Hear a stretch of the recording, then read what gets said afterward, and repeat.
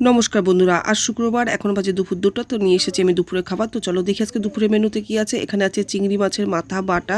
আমি কিন্তু এই বাটাটা আজকে প্রথম করলাম, কিন্তু খেতে ভীষণ ভালো হয়েছিল। সকালবেলা ছেলে মেয়ে আর আমি কিন্তু গরম গরম রুই মাছ ভাজা আর এই বাটাটা দিয়ে গরম গরম ভাত খেয়েছি। আর দুপুরের জন্য কিছুটা রেখে দিয়েছি, আর অল্প করেই করেছি, কিরকম খেতে হবে জানি না, কিন্তু খেতে ভীষণ ভালো হয়েছে। আর করেছি লতি, রসুন ফোড়ন দিয়ে চিংড়ি মাছ দিয়ে করেছি মোচার ঘন্ট। আর আজকের প্রথম রান্না করলাম পটল চিংড়ি আলু দিয়ে। পটল চিংড়িটাও কিন্তু ভীষণ ভালো হয়েছে। আর দেখো বাটাটা কিন্তু একটু কম হয়ে গেছে, তো ছেলে মেয়েকে দিয়েছি, ছেলে মেয়ে আবার তুলে আমাকে দিয়ে দিল। কেননা আমাদের ঘরে যেটুখানি যা থাক না কেন আমরা তিনজনে মিলেই কিন্তু ভাগ করে খাই। আর আমি কিন্তু ওদের দুই ভাই বোনের থালার পাশে আমি লতিটাও দিয়ে দিলাম। ছেলে তো এদিকে পটল চিংড়ি পেয়ে আর মোচার ঘন্ট খাবে না, তারপর আমার থালাতেই আমি মোচার ঘন্টটা মেখে ওকে দুগাল খাইয়ে দিলাম। বলছে মা খেতে কিন্তু ভালোই হয়েছে। আর আমি যদি না মেখে খাই দিই তাহলে ও কিন্তু একদমই খাবে না।